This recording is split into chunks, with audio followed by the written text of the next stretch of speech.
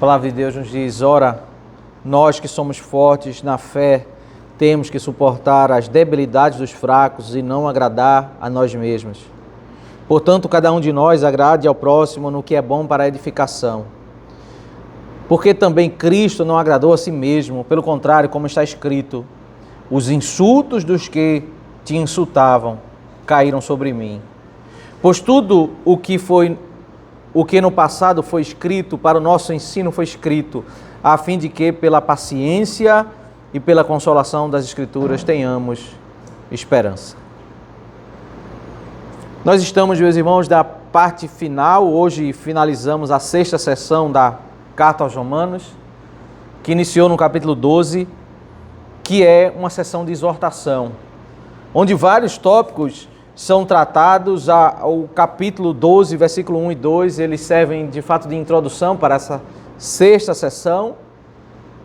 Depois de apresentar vários ensinos doutrinários, uma sessão longa do capítulo 1, verso 18, até o final do capítulo 11, ele diz: portanto, irmãos, pelas misericórdias de Deus, peço que vocês ofereçam o corpo como sacrifício vivo, santo e agradável.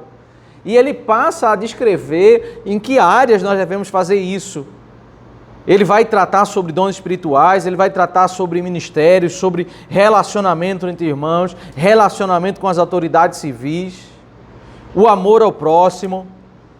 Ele vai falar sobre como nós devemos nos despir do velho homem e ter zelo na entrega ao Senhor, no final do capítulo 13. E agora ele vai pegar uma seção dentro desse bloco, ele vai caminhando por vários temas, mas dentro desse bloco esse é o tema maior. É uma marca no Novo Testamento, em 1 Coríntios, em Gálatas, nós temos esse tema também em Efésios. Isso era um problema recorrente, como nós temos falado no primeiro século, que as igrejas estavam discutindo e tendo conflito entre judeus e gentios no meio da igreja por causa de algumas leis do Antigo Testamento cerimoniais, que os judeus achavam que essas leis ainda continuavam em vigor, toda a lista de leis de alimento de Levítico capítulo 11. Alguns judeus cristãos achavam que ainda deveria se praticar a circuncisão. Esse é o problema em Atos capítulo 15. Eles continuaram achando, mesmo depois da morte e ressurreição de Cristo, que eles não poderiam entrar na casa de um gentio para se alimentar, e é o problema de Atos capítulo 10. Na carta aos Gálatas, Paulo vai falar sobre isso, porque eles continuavam debatendo sobre isso, e a sessão é exatamente sobre isso, sobre esse debate, essas leis que podem ou não, devem ou não ser observadas, acrescentando-se a isso ao problema do relacionamento deles com a cultura grega, onde havia muitas religiões, muita idolatria, e as pessoas vendiam carne dentro dos templos. Se você quisesse comprar carne num mundo grego, em Corinto, em Éfeso, você tinha que entrar dentro de um templo pagão, pegar uma carne que foi consagrada a um ídolo, levar para sua casa para você comer. E alguns irmãos começaram a debater: será que isso é lícito? Será que podemos fazer isso ou não podemos fazer? E Paulo vai tratando desse problema. Nós vimos no início do capítulo 14, verso 1 ao verso 12, quando ele dá um foco maior a exortar aqueles irmãos mais intensamente judeus, que estavam reclamando e julgando os gentios que faziam esse tipo de alimentação, que não participavam das leis, das festas judaicas e não seguiam as regras como a proibição de comer carne de porco. Eles estavam olhando para esses irmãos e fazendo críticas a tudo esses que eles faziam, consideravam esses irmãos como irmãos libertinos. Por outro lado, Paulo vai exortar mais intensamente do verso 13 ao verso 23, o outro grupo, o grupo dos gentios, que muitas vezes faziam isso para provocar. Sabiam que os judeus não concordavam com aquilo e eles faziam exatamente isso na frente dos judeus, criando um clima de conflitos no meio das igrejas. Paulo ele já adjetivou isso, ainda que ele está muito mais preocupado, e é isso que nós estamos meditando ao longo desses domingos, muito mais preocupado em conciliar do que propriamente dizer quem está certo e quem está errado. Ainda que ele vá fazer isso. E ele faz isso usando, tanto quando ele afirma que no verso 14 está a resposta central para esse problema. Ele diz, eu sei, capítulo 14, verso 14, eu sei e estou persuadido no Senhor Jesus de que nada é impuro em si mesmo, a não ser para aquele que pensa que alguma coisa é impura, para esse é impura. Ele está falando mais ou menos uma fala diferente do que Pedro falou quando Jesus mostrou o lençol com toda sorte de animais, e Pedro falou assim, jamais comi ou vou comer alguma coisa impura dessa. Aí Jesus responde e diz, não consideres comum ou impuro ao que Deus purificou. O que o Senhor está dizendo é, aquela legislação de Levítico 11, cerimonial, ela ficou para trás, Pedro. Agora você pode comer de qualquer tipo de animal? Paulo agora dá a explicação diante desse conflito, dizendo, olha, não existe mais nenhuma proibição alimentar. Essa não era a essência do mandamento. Havia uma ilustração, mas depois que Cristo veio, essa ilustração foi removida e agora você não há mais a obrigação de seguir aquela legislação cerimonial. E aí ele também afirma quem está certo, quem está errado, por meio de dois adjetivos. No capítulo 14, versículo 1, ele diz que ele está fazendo referência àquele que não come a carne de porco, não come algum dos animais proibidos de Levítico, de uma pessoa que é fraca na fé. Então, fraco na fé, esse adjetivo usado por Paulo, não tem a ver ao tempo de conversão de uma pessoa, mas tem a ver à fraqueza de uma pessoa que acha que vai se contaminar espiritualmente quando ele pratica algo que de fato não é uma proibição da parte de Deus, que não vai contaminar ele, não vai fazer ele mais crente, menos crente. Ele olha para uma regra que é uma regra inventada, nesse sentido, ainda que ela vem do Antigo Testamento, mas ela, ao ser aplicada fora de contexto, é uma regra inventada pelos homens. Paulo vai dizer isso em Colossenses capítulo 2, que o rigor ascético, ele em nada contribui para a santificação. Eu vou deixar de comer milho, porque eu considero que comer milho é algo pecaminoso. Então eu crio um rigor, passo a minha vida toda sem comer aquele tipo de comida.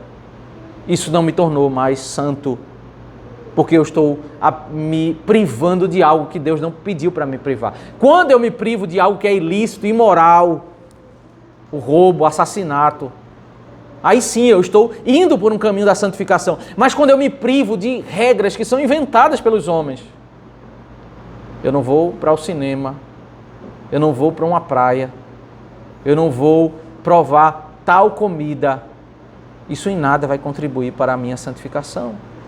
Então a fraqueza na fé é quando eu coloco os meus olhos, o meu temor naquilo que Deus diz que não é para eu temer. E ele atribui o outro adjetivo oposto. Agora, quando nós começamos a examinar o capítulo 15, ora, nós que somos fortes na fé. Então, Paulo, ainda que ele está tentando apaziguar, olha, parem de discutir. Aí, na igreja, na pregação, a verdade vai ser explicada. Mas saindo daí, não fiquem discutindo entre vocês. Esses que estão com medo de comer, eles são os fracos. Esses que estão comendo, eles são os fortes na fé, porque eles sabem que essa comida não vai prejudicar eles espiritualmente. Perceba que esses adjetivos, ele não quer tratar tratar esses indivíduos como se eles fossem uma classe de crentes superiores. Ele está tratando apenas esse tópico, esse tema. Os fracos na fé, sobre esse tema, poderiam ser pessoas muito mais piedosas do que os outros irmãos. É possível. Mas ele está tratando apenas esse tópico. E sobre esse tópico existem pessoas que têm medos que não deveriam ter medos. Fraqueza por falta de esclarecimento doutrinário. E pessoas que estavam esclarecidas e por isso eles não tinham esse tipo de temor de ofender o Senhor. Nós vamos ver, meus irmãos, que Paulo, veja, do verso 1 até o verso 13, ele faz dois movimentos, o verso 1 ao verso 6. Ele vai explicar Primeiro ele exorta, dizendo ó, o que nós devemos fazer, o que nós devemos nos empenhar para fazer, verso 1 e verso 2. Verso 3 e verso 4 ele vai explicar, ele vai fundamentar essa exortação na história da redenção, na obra de Cristo. E o verso 5 e verso 6, ele vai orar. Ele exorta, ele explica e ele ora. Aí ele repete esse movimento, verso 7, ele exorta, ele dá uma ordem. O verso 8 ao verso 11 ele explica. E o verso 13, ele faz, é uma oração bem parecida com a oração que ele fez no verso 5 e verso 6. Essa é a metodologia descrita de um rabino. Um judeu ele escrevia dessa forma, usando esses paralelismos que são muito comuns nos Salmos. Usar as frases, né? O Novo Testamento tem muito disso. Falas, cânticos, expressões que são escritas num modo hebraico de se escrever. Elas foram escritas em grego, mas usando a estrutura literária do hebraico. Em Lucas nós vamos ler a frase, o cântico de Maria, né? A minha alma engrandece o Senhor, o meu espírito se alegra em Deus, meu Salvador. Perceba, é como um salmo, ela está dizendo a mesma verdade em duas frases. Minha alma engrandece ao Senhor, o meu espírito se alegra em Deus, meu Salvador. Senhor, Salvador, alma, espírito, engrandecer, se alegrar. Está usando exatamente a estrutura hebraica. E é isso que Paulo está fazendo aqui em Romanos capítulo 15. Ele inicia com a exortação, ele quer fechar esse tema, porque a partir do capítulo 15, verso 14, ele vai adentrar um outro tópico, ele vai encerrar essa discussão. Aqui é o fechamento da discussão. Ele vai dizer, ora, nós que somos fortes na fé, temos de suportar as debilidades dos fracos e não agradar a nós mesmos. Nós que estamos esclarecidos que comer carne de porco, que comer qualquer comida, não vai tirar a nossa espiritualidade, não vai fazer Deus rejeitar a nossa oração. Nós precisamos suportar. Então, força na fé aqui significa ter o esclarecimento doutrinário, não para ser um libertino, para entender o que é a lei do Senhor e o que é um elemento puramente cultural ou uma regra inventada pelos homens. Eu tenho meus olhos voltados para aquilo que é de fato a lei do Senhor, a sua doutrina. Eu não sou carregado de temores por aquilo que não é a proibição de Deus. Isso é o que a Bíblia chama de forte na fé. Mas o que é, de fato, o ato em que Paulo nos exorta a fazer? Termos de suportar as debilidades dos fracos. E isso significa não agradar a nós mesmos. Suportar a debilidade dos fracos diante de toda a discussão que ele vem desenvolvendo é, de fato, você não se emaranhar em debates, em discussões por questões secundárias, ou você forçar fazer aquilo diante de uma pessoa que considera pecaminoso, você fazer algum desse tipo, que é sua liberdade, você usar isso, e uma pessoa diante de você, ela começar a se escandalizar e começar, por causa da fraqueza doutrinária, da falta de esclarecimento, você fazer esse irmão pecar. Suportar aqui é você evitar usar a sua própria liberdade, você não agradar a si mesmo. Paulo não está exortando para você deixar de fazer o imoral, ele está deixando para você deixar de fazer o que você tem direito de fazer, a sua liberdade. Você pensar naquele irmão, na fraqueza dele, na ignorância dele, naquela circunstância. Portanto, cada um de nós agrade ao próximo no que é bom para edificação. Uma das coisas mais importantes, meus irmãos, na Escritura é nós aplicarmos cada exortação, cada palavra no seu devido contexto, no seu devido local. Porque você vai caminhar na Escritura e vai ler em Mateus capítulo 10, em que o próprio Senhor Jesus disse que em algumas circunstâncias nós não devemos agradar as pessoas que estão ao nosso redor, nem mesmo o pai ou a mãe. E dura é a palavra do Senhor quando Ele diz que aquele que ama o pai ou a mãe mais do que a mim não é digno de mim. E Ele está dizendo exatamente para aquele judeu que estava ouvindo a pregação de Cristo e que estava professando Cristo, e o pai iria ficar indignado com ele. A mulher indignada com o marido indignado com a mulher, quando naquele contexto tomado de judeus, uma parte da família professava a fé em Cristo e a outra não professava, e o Senhor Jesus diz claramente: abandone a sua família se a sua família exige que você negue a Cristo. Existe na Escritura um chamado para uma não conciliação, uma renúncia, uma prioridade de Cristo, mas não é sobre esse contexto que Paulo está tratando. Ele está tratando sobre um contexto em que pessoas professam a fé e estão discutindo por coisas que não são das principais. Não é uma questão prioritária, não é uma questão que vai definir se um indivíduo é crente ou não é crente, que não vai definir se uma pessoa ela adora a Deus ou não adora a Deus, mas é um tópico que de fato existe uma explicação, algo que é certo, algo que é errado.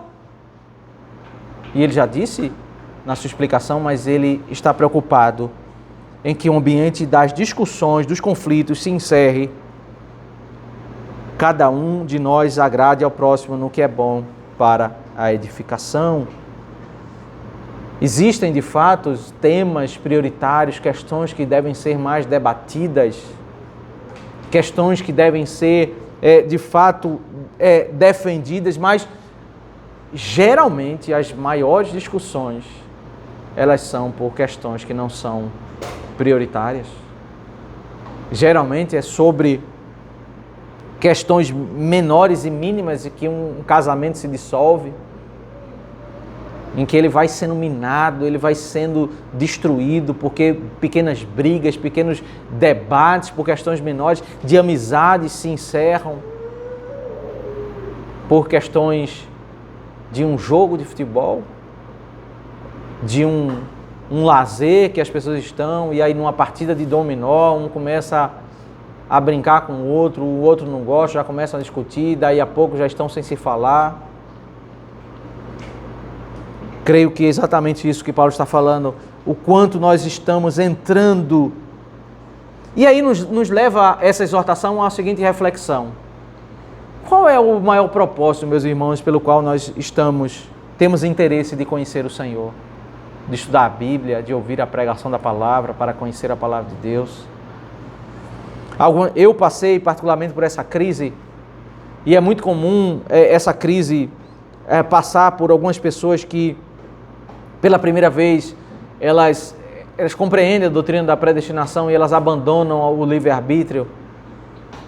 E quando você contempla na sua mente o propósito da existência da igreja, ser evangelizar, ser proclamar, quando você entende que é Deus quem escolhe o seu povo, você entra em crise. Porque parece que as coisas não se encaixam, parece que todo o propósito da igreja, da minha vida, era sempre estudar para ensinar, estudar para pregar. Algumas igrejas que elas têm o culto é totalmente voltado para o visitante. Sempre no culto a pregação é evangelística. Porque a filosofia ministerial, a ideologia, todo o planejamento da igreja é para alcançar outras pessoas. E isso é algo que, sem dúvida, deve estar no DNA da igreja, pregar o evangelho, anunciar a todas as nações, mas o propósito pelo qual, maior, eu devo entender que eu devo conhecer a Deus, eu devo conhecer mais de Deus, é para eu me deleitar na sua presença. Qual é o fim principal de todo homem?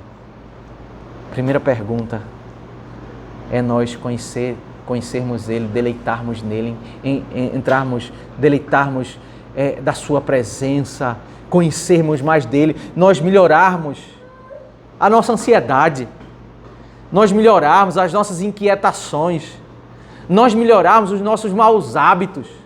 Podemos, dessa riqueza que nós colhermos, abençoar vidas. Mas quando o nosso fim principal é sempre ensinar, nós nos perdemos nesse caminho. Porque quando não houver mais quem ensinar, ou quando eu descobrir que é Deus quem de fato faz a diferença, é Ele quem abre o coração, não é as minhas grandes explicações, aí eu fico perdido, eu fico sem chão.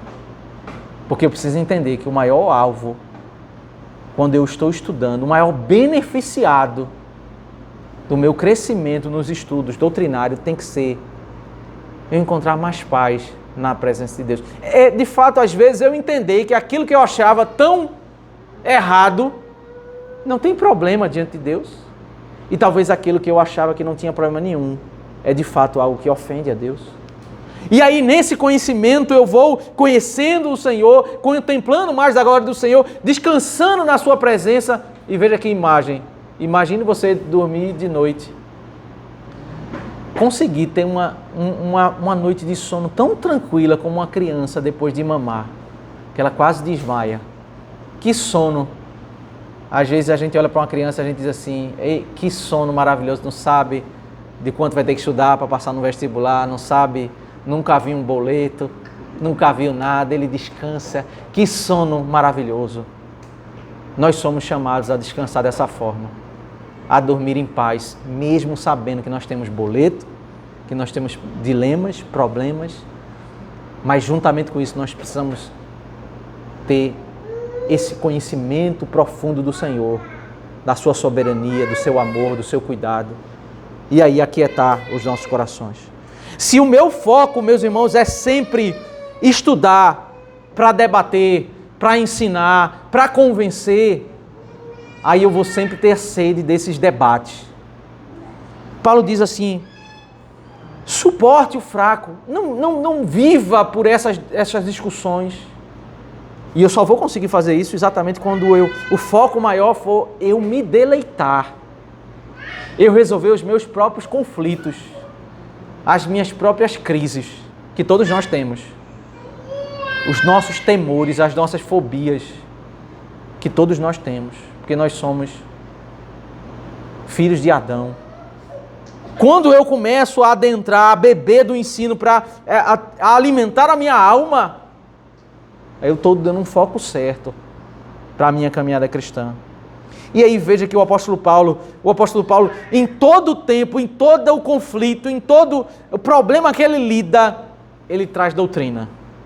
Porque não há como nós entendermos como deve ser o comportamento cristão diante de cada situação de nós não olharmos para o Evangelho. O verso 3, verso 4, temos a explicação. Porque também Cristo não agradou a si mesmo, pelo contrário, como está escrito, os insultos do que te insultavam caíram sobre mim. Pois tudo o que no passado foi escrito, para o nosso ensino foi escrito, a fim de que pela paciência e pela consolação das Escrituras tenhamos esperança. É óbvio que Paulo está dizendo que aquilo que aconteceu com Cristo é o modelo para a nossa vida. Algumas pessoas dizem assim, não, mas Cristo ficou em silêncio, as pessoas xingaram ele não respondeu, mas ele é Cristo. E trata assim, como se a vida dele não tivesse nada a ver comigo, como se o comportamento dele não fosse o comportamento esperado por Deus. É exatamente isso. Tudo que ele fez é o que Deus espera que nós façamos. Ele é o padrão. Ele não é um padrão para ser olhado como um padrão inalcançável, mas ele é o padrão esperado. Ele é o modelo, o modo como ele estava sendo injuriado, insultado, injustiçado. E aí, por que ele pega esse exemplo de Cristo? Porque as pessoas que estavam fazendo isso, a princípio os religiosos, depois os soldados romanos, eram pessoas que eram ignorantes. Eles estavam desprovidos de esclarecimento doutrinário e eles estavam insultando ele. O crime que Cristo foi levado para ser crucificado, condenado pelo Sinédrio, foi um crime de heresia.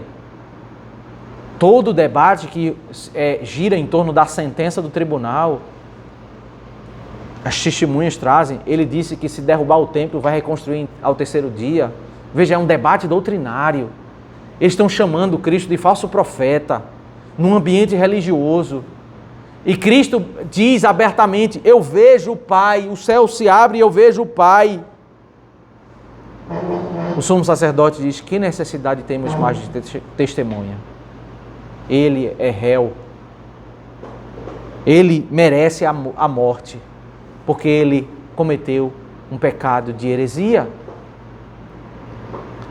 Esses ignorantes estão insultando. Imagine se Jesus, com o conhecimento de Deus, começa naquela cena dos insultos, ele começa a dizer: olha, você está errado, porque a interpretação correta é essa das Escrituras, e ele começa a ter um debate exegético, ele começa ali a debater. O silêncio dele é padrão para o nosso silêncio, quando ignorantes, muitas vezes, vão nos conflitar por questões secundárias. Aí Paulo ele tira, depois da história, a obra de Cristo, o ato do silêncio de Cristo, ser um modelo para o nosso ato. E de fato, meus irmãos, nós muitas vezes, quantas vezes nós falamos porque a gente deveria ter ficado calado? Quando a gente fala e a gente depois repensa e diz assim: como eu deveria ter ficado calado? Né? Eu estava certo, mas como eu deveria ter ficado calado? Né? Evitaria talvez um conflito por uma questão... Era uma questão tão pequena. É exatamente isso que Paulo está nos ensinando. E ele pega um conceito mais amplo no verso 4, quando ele diz: tudo que no passado foi escrito, para o nosso ensino foi escrito, a fim de que pela paciência e consolação das Escrituras tenhamos esperança. Ele está dizendo: olha, o que foi escrito lá na história de Cristo, que ele ficou em silêncio, quando as pessoas estavam acusando ele, e ele não ficou debatendo, ou qualquer história de Davi, quando as pessoas estavam dizendo que ele era criminoso, ou quando as pessoas estavam dizendo que Pedro, João, qualquer parte da Escritura foi escrito com um propósito de ser vivenciado por nós, não para ser separado de nós, mas para ser aplicado à nossa vida. O propósito do registro, e a Escritura diz isso em João, no final do Evangelho de João, que Cristo fez muito mais do que foi escrito. Se tudo fosse registrado daquilo que ele falou, o que ele fez, não haveria livros nesse mundo. Deus separou trechos, ensinos, foi registrado com um propósito. Tudo que foi escrito tem um propósito de nos ensinar. O propósito, meus irmãos, é de nós pegarmos a história de Davi, a história de Samuel, cada trecho da Escritura, e nós aplicarmos na nossa realidade, porque esse é o propósito de Deus, que aquelas crises que eles passaram, a crise de Jó, em que ele teve que ter paciência, até o momento em que Deus agiu e ele recebeu o consolo do Senhor. Essas histórias, esses enredos, eles foram escritos para nos ensinar a nós, na crise, termos paciência e aprendermos que no final Deus sempre nos consola. Deus sempre não nos abandona. Nós vamos vendo, imagine, meus irmãos, como foi difícil passar tanto tempo no Egito, até que o Senhor libertou o povo, tirou o povo. Quantos anos, 40 anos no deserto, até que o Senhor tirou o povo e levou para entrar na terra prometida. No meio desse processo existe uma lição, que sempre existem implicações para quando nós nos rebelamos contra o Senhor. Mas no final, o Senhor não abandona o seu povo. O Senhor traz consolo. Porque até para os pais que morreram no deserto, eles tiveram a palavra de Deus: os filhos de vocês vão morar, vão habitar em Canaã. E que consolo é para um pai que está morrendo saber que os dias dos seus filhos vão ser dias abençoados.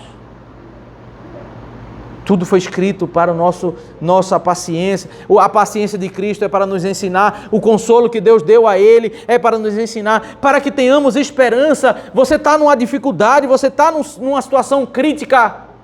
Aí você olha a história da Bíblia. Crises, Deus vai lá e consola. Então eu já sei. Eu começo a olhar para a minha vida com esperança de que dias melhores vão acontecer com a minha vida. A palavra de Deus, ela ensina sobre paciência e consolação. Porque os atributos da palavra são os atributos do próprio Deus. Veja a oração do versículo 5 e versículo 6.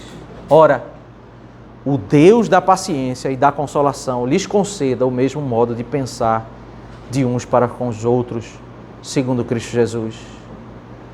Quem é esse Deus Os atributos de Deus são os atributos que são revelados pela sua palavra. A palavra ensina paciência, para nós termos paciência, porque Deus é um Deus de paciência. A palavra ensina que Deus, nas maiores crises de Davi, salmos são regados a lágrimas, como são ditos. O salmo diz: Senhor, eu encho o meu leito de lágrimas. Se você vê a progressividade do Salmo 3 ao Salmo 7, ele vai sofrendo, até o momento que ele entra: Deus me ajuda! E qual é o final da história de Davi? Ele vivia de caverna em caverna. Deus disse: Davi, senta agora no trono que Deus vai te abençoar. Com 30 anos, ele passa a reinar. E a vida dele muda completamente, ele passa a não viver, vai ter uma circunstância de Absalão que ele vai ser perseguido, mas Deus mudou o cenário. Essas intervenções, meus irmãos, como Deus consola os aflitos, ela nos ensina como Deus consolou Ruth, Noemi. Deus certamente, ele traz consolo, a palavra ensina o Deus da paciência, da consolação, e agora Paulo, ele exorta, ele ensina e ele ora, porque, meus irmãos, não somente nós devemos encher o nosso coração de doutrina e de exortação, nós devemos aprender a nos derramar diante de Deus em oração, dizer: Senhor, Tu és o Deus de paciência, o Deus da consolação, que Ele conceda. Vimos hoje pela manhã na exposição de Filipenses, é uma expressão bem comum que Paulo usa, né? O mesmo modo de pensar, e o reverendo Eduardo explicou muito bem como que isso não significa termos a mesma opinião em tudo, porque o que ele está falando é exatamente contra isso. Ele está falando: não precisa discutir. Ele no capítulo 14 diz: deixa as pessoas terem opinião distinta, se um acha dia diferente, se outro não acha, cada um tem a sua opinião. Ele disse em Romanos 14, versículo 5. Então, ter o mesmo modo de pensar é sermos unidos nas questões primárias, é reconhecermos Cristo como nosso Salvador, é não ficarmos discutindo se nós devemos comer ou podemos ou não comer a carne de porco, se nós devemos fazer isso ou aquilo. Nós devemos orar para que Deus nos dê unidade. Porque qual é o grande propósito? Para que nós fomos criados? Para adorar a Deus. E ao adorar a Deus, nós encontrarmos deleite na sua presença. E o que é que os conflitos por questões secundárias nos tiram? A unidade na adoração. Então ele exorta, ele explica o significado doutrinário da redenção de Cristo, como aplicar, e ele ora. A oração dele tem um propósito: para que vocês unânimes, a uma só voz, e a uma só voz glorifiquem a Deus e Pai de nosso Senhor Jesus Cristo. É exatamente, meus irmãos, o que os conflitos no meio da igreja, eles tiram a unidade na adoração. Uma pessoa em conflito com outra. Existem pessoas em igrejas que passam 30 anos sem se falar com outra. Brigas de famílias, em que a gente vê, às vezes, em filmes históricos, né? Famílias em que uma pessoa não pode se falar com a outra e sempre tem aquela história, aquele enredo, né? Que o rapaz daquela família termina gostando da menina da outra família e termina se casando, e é uma confusão quando os pais sabem. Isso, a história passada do sertão, do Nordeste, né? Tem muitas histórias nesse sentido, histórias antigas, mas não tão distante de nós, porque muitas vezes esses conflitos estão em várias comunidades evangélicas, famílias que não se falam, porque as pessoas vivem até, às vezes, da mesma igreja, mas eles não se falam, não têm relacionamento. E como é essa pessoa, né, participar da Santa Ceia, essa pessoa cantar, essa pessoa orar? Prejudica a oração dela. Pedro, ele diz o seguinte: marido, tratem bem as suas esposas, para que a oração de vocês não seja interrompida. Na matemática de Pedro é o seguinte, que quando o marido trata mal a sua esposa, ele vai orar e Deus não vai ouvir. A oração é um conceito muito claro do Antigo Testamento, né? Que a oração, quando ela é agradável a Deus, aí se fala no Antigo Testamento que ela sobe como aroma agradável ao Senhor. Quando um povo ora e ele está em pecado, aí se usa essa expressão no Antigo Testamento: a oração não sobe. Isso é uma ilustração do incenso subindo, a fumaça subindo, né? Aí no livro do Apocalipse vai dizer que está lá um incenso. Aí diz, esse incenso é a oração dos santos que sobem à presença do Senhor. De fato, o nosso comportamento ele vai prejudicar a nossa comunhão com Deus, ele vai prejudicar a nossa adoração.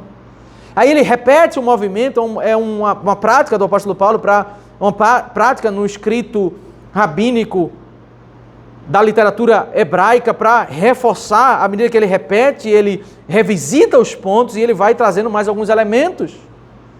A ordem é, portanto, acolham uns aos outros, como também Cristo nos acolheu vocês para a glória de Deus. Imagine você andando no primeiro século, na Galileia, e você chega para ouvir Cristo. Imagine a distância de conhecimento doutrinário que eu ou você, qualquer pessoa do primeiro século, tinha diante do próprio Deus. Imagine se a cada momento que você tentasse orar, Deus parasse a sua oração e dissesse assim, não use essa palavra, está errada exegeticamente. Imagine se a cada momento que você fosse cantar uma música, Deus parasse e dissesse assim, não cante essa música não, porque você está ou desafinado, ou você está com uma teologia que não expressa perfeitamente o meu atributo. Imagina se a cada momento, por nós termos um conhecimento menor do que Deus, Deus fosse nos corrigir a todo tempo, toda hora, e não nos acolhesse. O chamado ao acolhimento não entra em debate por questões secundárias com aquele que tem menos conhecimento que você. Acolhe. Porque Cristo, que tem mais conhecimento que nós, Ele nos acolheu. Olha, nós estamos pregando sobre Cristo, nós estamos cantando e nós temos o conhecimento imperfeito. Nós temos conhecimento de porções de Deus, de parte da pessoa de Deus. E nós nos aproximamos, por intermédio de Cristo, nós estamos crescendo de glória em glória. Mas certamente, meus irmãos, eu e você, alguma vez nós oramos e falamos alguma palavra que não deveríamos ter falado. Temos certamente algum conhecimento sobre algum tópico que precisa ser melhorado, que precisa ser ajustado, mas Cristo nos acolhe. Certamente tem alguém que conhece mais de teologia do que você, e certamente tem alguém que conhece menos que você. Mas o mais importante é nos unirmos em adoração e exaltarmos o nome do Senhor. Acolheu vocês para a glória de Deus. Ele volta-se para agora, depois de uma breve exortação, verso 7, verso 8 ao verso 11, verso 8 ao verso 12, melhor dizendo, como o propósito de Cristo é redimir, é conduzir vidas para a adoração. Pois digo que Cristo foi constituído ministro da circuncisão, em prol da verdade de Deus, para confirmar as promessas feitas aos nossos pais. Como é importante nós lermos a Escritura entendendo o enredo do que ele está ensinando. Por que ele quer dizer que Cristo foi constituído ministro da circuncisão? Nesse meio desse debate, Cristo, para fazer, levantar vidas para adorar o seu santo nome, ele privou-se, ele se colocou numa situação diante de pessoas que tinham pouco conhecimento. Veja, ele se tornou ministro da circuncisão. Ele veio no período da antiga aliança, ele foi circuncidado, ele viveu no meio dos judeus ali, sabendo que ele poderia comer uma carne com gordura no churrasco, mas ele se privou a vida toda de comer uma carne com gordura, que o judeu não comia, sabendo que ele poderia fazer vários atos que não eram contrários à verdade de Deus, mas ele se privou, ele foi ministro, ele viveu debaixo, no meio dos judeus, porque ele queria algo maior, ele queria fazer o cumprimento das promessas feitas aos pais judeus, ao pai Abraão, Isaac, Jacó, os patriarcas. Ele veio para cumprir a verdade de Deus, para confirmar, e ainda que ele se privou, sendo ministro da circuncisão, ele tinha um alvo maior, conduzir vidas à adoração. No final da sua estadia, ele disse para os judeus, para os apóstolos, disse: eu tenho muita coisa para ensinar para vocês, mas agora vocês não podem suportar. Vocês vão ficar escandalizados. Eu vou ensinar algumas coisas para vocês, mas vocês vão ficar escandalizados, então é melhor nem dizer agora. Depois o Espírito da verdade vos guiará em toda a verdade. Aí chega no capítulo 10, ele ensina para Pedro: Pedro, tu pode comer? Não, Senhor, de modo algum. Veja, Deus dizendo para Pedro: você pode comer, e Pedro dizendo: eu sou mais santo do que essa tua orientação. Aí Pedro entendeu, aprendeu, ele entrou na casa do gentio. Aí o que acontece? Ele é repreendido pela liderança da igreja, em Atos capítulo 11, porque quem deixou você entrar na casa de um gentio? Porque a igreja estava presa a regras que não eram regras bíblicas. O Senhor veio para redimir judeus e para redimir gentios, versículo 9, para que os gentios glorifiquem a Deus por causa da sua misericórdia, como está escrito. E aqui uma série de fundamentações bíblicas do Antigo Testamento. Deus tinha um propósito de salvar judeus e de salvar gentios. Desde o Antigo Testamento ele diz isso. A primeira citação, versículo 9. Por isso eu te glorificarei entre os gentios e cantarei louvores ao teu nome. O Senhor enviaria o Messias para fazer essa redenção. Por isso a salvação no meio dos gentios não é uma mudança de planos de Deus. Está lá no Antigo Testamento, Salmo 18, verso 49. A segunda fundamentação é Deuteronômio 32, verso 43. E também diz: alegre-se, ó gentios, com o povo de Deus. Deus sempre teve o alvo de salvar judeus e gentios. Versículo 11, Salmo 117, versículo 1. Louvem o Senhor todos vocês, gentios, e todos os povos o louvem. Também Isaías diz: virá a raiz de Jessé, aquele que se levanta para governar os gentios, nele os gentios esperarão. Esse é um dos conceitos do livro do profeta Isaías, que sempre que se fala da simplicidade da história de Davi, do começo de Davi, chama ele de filho de Jessé, filho daquele homem simples. Tem um diálogo que é impressionante de 2 Samuel capítulo 7, que é quando naquele momento Davi se propõe a construir o templo para Deus, sem Deus haver determinado, porque tudo que envolve adoração, o homem não pode ter criatividade, ele sempre tem que fazer isso como resposta da orientação de Deus. No meio daquele diálogo, Deus disse o seguinte para Davi: quem é você, Davi, para fazer isso? Você é filho de Jessé, Davi, eu te tirei de trás das ovelhas. Ele faz referência exatamente a isso, e Deus, que vem na sua humilhação da raiz de Jessé, da raiz daquele homem, quando quer falar da glória, fala da raiz de Davi, mas quando quer falar da simplicidade, fala da raiz daquele pai, daquele homem simples, que os filhos lá estavam cuidando das ovelhas. Aquele que se levanta para governar os gentios, nele os gentios esperarão. Ele que veio para salvar judeus, ele que veio para salvar gentios. E gentios, meus irmãos, certamente, sobre vários outros tópicos, eles eram mais desprovidos de doutrina do que os judeus. Os judeus conheciam profundamente os profetas, os judeus conheciam profundamente vários trechos da palavra de Deus. Mas Cristo veio para salvar os judeus, os que conheciam vários trechos da palavra de Deus, veio para salvar os gentios, que estavam talvez muito mais abertos para ouvir a palavra de Deus do que judeus mudarem de opinião. Às vezes o fato de nós termos muito tempo de evangelho, às vezes nós nos tornamos duros para ter novos aprendizados. Você às vezes vai ensinar algo para uma pessoa que tem 30 anos de igreja. É muito mais difícil você convencer uma pessoa que está há 30 anos de igreja do que talvez um novo convertido que está ali disposto a aprender. Então, ainda que os judeus tinham uma riqueza doutrinária muito grande, eles muitas vezes eram difíceis de aprender coisas básicas. Uma confusão tão grande vai acontecer em Atos capítulo 15, porque judeus no meio da igreja estão achando que é para circuncidar. Para os gentios isso não é problema, porque eles são novos convertidos, eles aprenderam e estão dispostos a conhecer mais rapidamente o Senhor. superaram isso.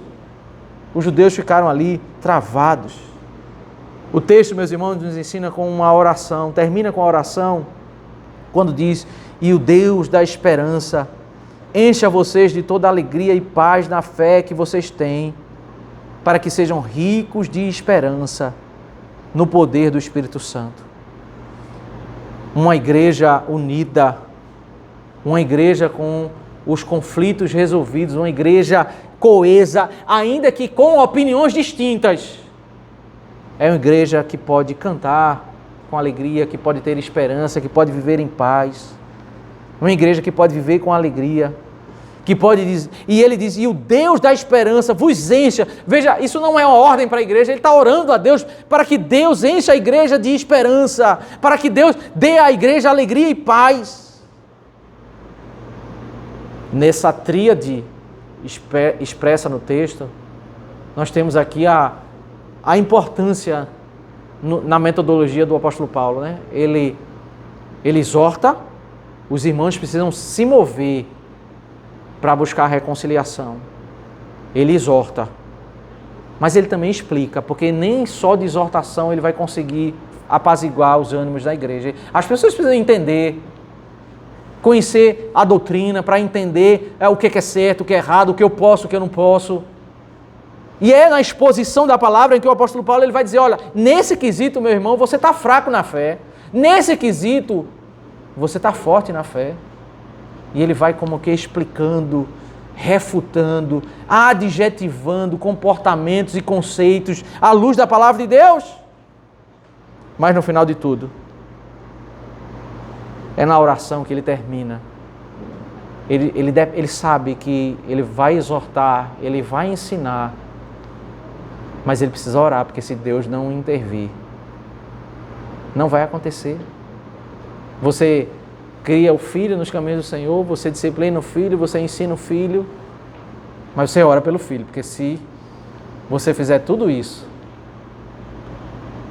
você, no final de tudo, você tem que entender, você ainda depende de Deus operar. Né? Você faz o que está ao seu alcance, você busca conhecimento de Deus para você, muitas vezes, não explicar muitos dos nossos conhecimentos, talvez boa parte do conhecimento que nós vamos aprender de Deus, certamente você nunca vai usar no evangelismo. Mas o propósito maior não é você evangelizar. Evangelizar é parte da vida da igreja. Mas o propósito maior é você adorar a Deus e se deleitar nele. É você conhecer Ele. E esse conhecimento já é o alvo da sua busca. Você lê a Bíblia para conhecer mais de Deus, para se deleitar em Deus. E nesse processo, você já está se desfrutando da presença de Deus. O apóstolo Paulo subiu ao terceiro céu, ouviu palavras inefáveis. E Deus disse assim: não fale para ninguém. Ele diz: eu ouvi palavras inefáveis que ao homem não é lícito referir. Qual o propósito de Deus? É para que ele se deleitasse, para que ele conhecesse a Deus profundamente e nele, naquilo ali que ele aprendeu. Assim como haverá muito que aprender de Deus na glória, nós vamos nos deleitar na presença dele. E esse é o propósito maior. Por que nós vamos estudar a Bíblia? Vamos aprender, certamente vamos ensinar aos nossos filhos, vamos ensinar às pessoas que pudermos ensinar, isso é bênção.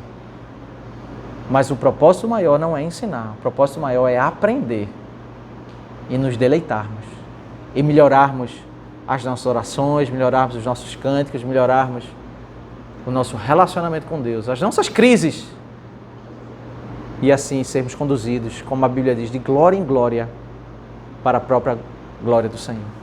Que o Senhor Deus nos abençoe.